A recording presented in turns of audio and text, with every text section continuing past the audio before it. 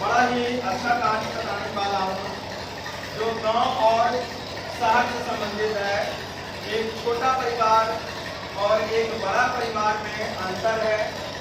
लोग छोटे परिवार वाले क्या सोचते हैं और बड़े परिवार वाले क्या सोचते हैं, उसके बारे में हम आपको बताएंगे। षष्ठ पाठ है, मतलब हुआ छठी पाठ है। रघुदासस्य लोकमूर्ति, रघुदास नामक व्यक्ति का लोकमूर्ति मतलब होगा सामाजिक व्यवहार कैसा है। समाज को ध्यान में रखते हुए उसने क्या और कैसा व्यवहार किया है, इसके बारे में हम आपको बताते हैं। वो कैसे कहता है अस्ति रामभद्र नामकम समृद्धम नगरम। जैसे आपके बगल में भागलपुर शहर है, उसी प्रकार ये उस शहर का कहानी है।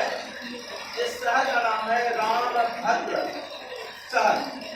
जैसे भागलपुर शहर हम मानते, उसी प्रकार अस्ति रामभद्र नामकम समृद्धम नगरम। एक रामभद्र नामक नगर है, शहर है, जो बड़ा ही समृद्धशाली है। अर्थात वहाँ ज्यादा से ज्यादा लोग रहते हैं। समृद्धशाली का मतलब है सही तरह का व्यवस्था वहाँ उपलब्ध है। तत्रो बहु जनाः स्वस्वग्रामान् परित्यज्य नगर निवासाय परिवारेण सह समागताः। उस नगर में, उस शहर में बहुत सारे ऐसे हैं अपना गांव छोड़कर शहर में बसने के लिए पूरे परिवार के साथ में चले जाते हैं। वहीं अपना घर बना लेते हैं, वहीं रहने लगते हैं। आपके गांव घर से भी बहुत लोग हो सकता है वहां गए हो, मकान बना लिए होंगे, अब वहीं रहना शुरू किए होंगे। बहुत सारे ऐसे लोग हैं यहाँ पे। ठीक उसी का ये है। वहां पर भी रामभद्र नगर में जो शहर है, वहां भी यही है कि गांव के आसपास के गांव जो है उनको छोड़कर शहर में परिवार का रहने लगे। नगरे नाना सुविधा संदेहा। कहते शहर में बहुत तरह की सुविधाएं हैं, इसमें संदेह का कोई बात नहीं है। किंतु नगरस्य निवाह ग्राम जनान प्रियजन्ति तत्र ग्राम परिवार हरिप्रकारस्य निवसति। किंतु नगर का जो नियम है कविता गांव के नियम से अलग है। और कई बार ऐसा होता है शहर का नियम जो है वह गांव वाले को कष्टदायक बना देता है, कष्टकारक हो जाता है। और उसी गांव में एक हरिप्रसाद जी रहते। कौन शहर में रहते हैं? रामभद्र नामक शहर में रहते हैं। रामभद्र शहर में रहते हैं। कौन रह रहे हैं अभी? हरिप्रसाद जी। कौन रह रहे हैं? हरिप्रसाद जी रह रहे हैं वहां पे। ठीक है।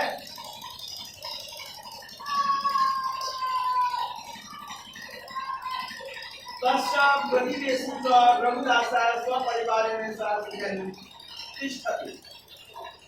एक हरिप्रसाद जी वहां रहते हैं और उनका पड़ोसी, उनका जो पड़ोसी है, इसको पड़ोसी का संस्कृत होता है प्रतिवेशी।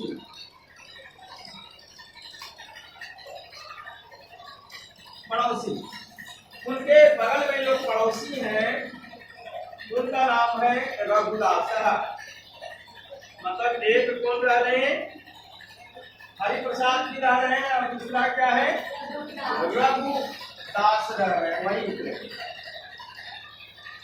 रघुदास जी रह रहे हैं, दोनों एक दूसरे के पड़ोसी हैं।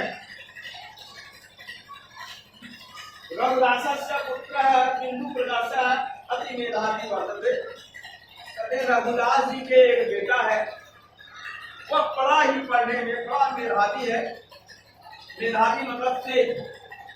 विद्यालय सर्वदा कक्षायां प्रथमः आगतः। और विद्यालय में जब वो पढ़ने जाता है बिंदु प्रकाश, तो पढ़ाई में सबसे एक नंबर में आता है। संप्रति नगरस्य महाविद्यालय अधीते। विद्यालय सर्वदा कक्षायां प्रथमः आगतः। संप्रति नगरस्य महाविद्यालय अधीते। और अभी तक वो बिंदु प्रकाश जी जो है, बिंदु प्रकाश किसके बेटे हैं? रघुदास जी के हैं बिंदु प्रकाश। रघुदास जी के कौन है? बिंदु प्रकाश बेटा है, और वह है बिंदु प्रकाश या अभी के समय में महाविद्यालय में है, और स्कूल में जब तक वो पढ़ा वो क्या है? प्रथम स्थान प्राप्त किया। बिंदु प्रकाश से माता पितरो बिंदु प्रकाश के जो माता पिता है, बिंदु प्रकाश का उन्नति देखे प्राप्त होते, अच्छा लगता है उनको, मेरा बेटा पढ़ रहा है, फर्स्ट कर रहा है। बाप माँ को और क्या चाहिए? इससे बड़ा तो कुछ नहीं चाहिए। भाई मेरा बेटा पढ़ ले, लिख ले, बढ़िया जगह चल जाए और अपने पैर पर खड़े हो जाए, बस यही तो माँ बाप चाहता है, और क्या चाहता है?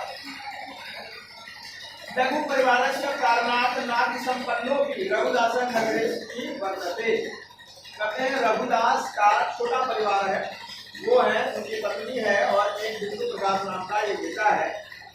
इतना सा परिवार है, लेकिन ये पैसा बहुत ज्यादा नहीं कमाते, कम पैसा कमाते हैं, लेकिन फिर भी जो है ये गाँव में सुखी से रहते हैं, क्योंकि परिवार छोटा है और छोटा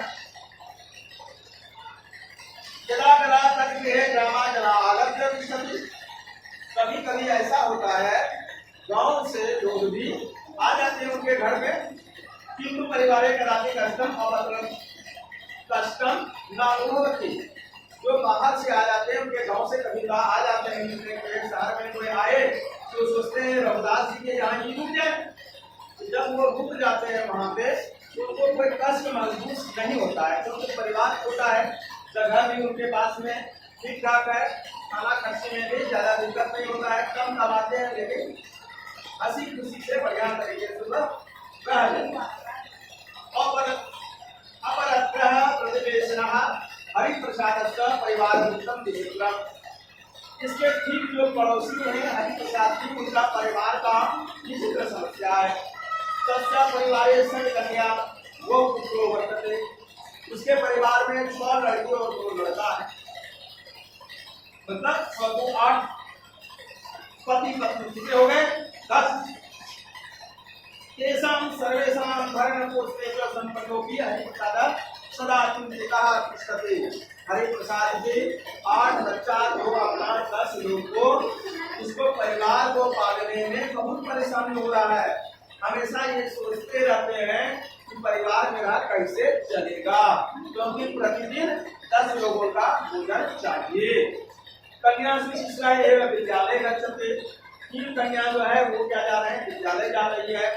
अपना तीसरा प्रवेशिका परीक्षोत्तीर्ण गृहे एवं तिष्ठति, और 3 जो है प्रवेशिका पास कर चुकी है और घर में ही अब वह रहती है। हरि प्रसाद चिंतति अधिका शासन विवाह समस्या महति भविष्यति। कहते हैं हरि प्रसाद का ऐसा सोचना है, अगर ये प्रवेशिका पास करके अगर घर नहीं बैठे और ज्यादा पढ़ने लगे तो इनके दिमाग में समस्या आ जाएगी, क्योंकि ये लड़की अगर ज्यादा पढ़ी लिखी रहेगी तो लड़का भी और ज्यादा पढ़ा लिखा होना चाहिए, ज्यादा पढ़ा लिखाना चाहिए तो खर्च ज्यादा होगा, एक समस्या पैदा होगी। कम पढ़ी लिखी रहेगी तो कम पढ़े लिखे लड़के से भी इसका शादी हम कर देंगे, ऐसा हरि प्रसाद जी सोचते हैं।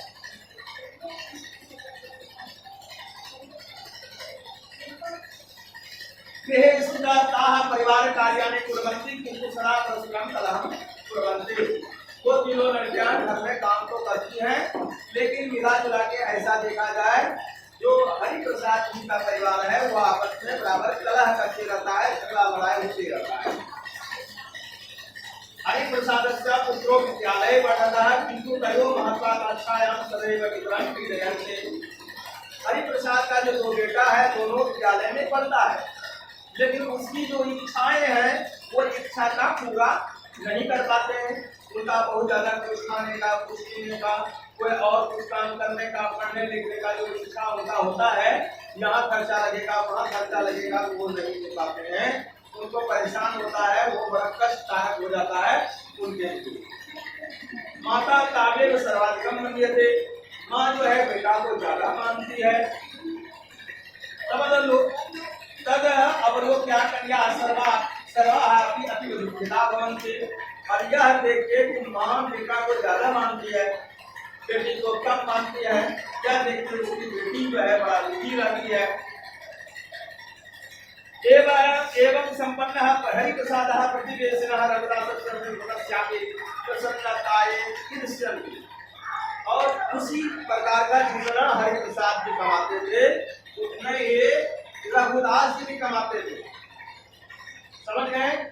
लेकिन वो जो है क्या करते हैं, जब वो पढ़ाते हैं ये करते हैं तो देखते हैं क्या हरि प्रसाद जी देखते हैं क्या रघु प्रसाद जो है जितना हम कमाते हैं उतना रघु प्रसाद भी कमाता है, लेकिन बड़ा सुंदर से दिखता है, उसी दुर्गत दिखता है, या देखिए उसे डाह करते हैं, चिढ़ते हैं, जलते हैं, समझ गए। क्या कम पैसा तो दोनों बराबर मिलता है, फिर भी वह जो है एक बच्चा है उसके पास में तो बड़ा सुखी रहता है, तो और हमको नहीं है तो हम बड़ा कष्ट महसूस कर रहे हैं। हरि प्रसाद विशाले की गृहे आगता तस्य ग्रामीण परिवार और हरि प्रसाद जी के घर में अगर गांव से कोई आ जाता है तो हमेशा अपना दुख के बारे में उसको बताते हैं, जानते हो भाई ये बच्चा है, ये परिवार में ऐसा है कैसा है, हमेशा अपना दुख सुनाते रहते हैं। किसको? गांव से जो आए हुए उनके बारे में वो हमेशा दुखी सुनाते हैं आपके बारे में। अंततः हरि प्रसाद और अंतिम में सब दुख सुनाने के बाद अपना जो ज्यादा बड़ा परिवार है इसको देख के वह बड़ा दुखी महसूस करते हैं और उसका निंदा करते हैं, इतना परिवार अपना ठीक बात नहीं है। रघुदास का लघु परिवार विशाल परिवार कहता है, रघुदास का छोटा परिवार ही ठीक है, धिक्कार है ऐसा बड़ा परिवार का, जिसको हम जीवन यापन बढ़िया तरीके से नहीं करवा पाते हैं। वर्तमान काले जनानाम परिवार अल्पकाया, वर्तमान समय में एवं धन्या संति येषां जनानाम परिवार अल्पकाया कहते हैं, वर्तमान समय में जिसका परिवार छोटा है वो धन्य है, वो ज्यादा सुखी है, बनस्पत का जिसका परिवार बड़ा है। एक श्लोक कहा है, परिवार सौभाग्यम यत्र संख्या लगी जैसे, वह परिवार सौभाग्यशाली परिवार है जिसकी संख्या छोटी है। विशाल परिवार से भरने की योजना और विशाल परिवार का भरण पोषण करने में जो मर्दाना होता है, जो जेंट्स होता है, जो कमाने वाला होता है, वो हमेशा पीड़ित महसूस करता है, कष्ट महसूस करता है। ऐसे ही परिवार जनसंख्या नियंत्रण, देश और परिवार में अगर देखा जाए देश का जनसंख्या नियंत्रण के कारण से ही होगा। संसाधन सर्वेषां सुलभान्गे वसरता कहता है, संसाधन जो है वो जनसंख्या जब सीमित रहेगी, इसका जन संसाधन जो है उसका सही से भरण पोषण कर पाएगा और सभी को उस संसाधन का लाभ मिल पाएगा। और ज्यादा जनसंख्या अगर हो जाती है तो उससे संसाधन कम पड़ जाएंगे और इससे सभी लोग सुखी रहेंगे। तो आज की कथा में यही आता है, क्या आप लोग जितना भी देखते हैं गाँव समाज में देखते होंगे, तो आप गाँव समाज में जाइएगा, किसी का छोटा परिवार है या किसी का बड़ा परिवार है, उन दोनों का स्थिति आप लोग दीजिएगा।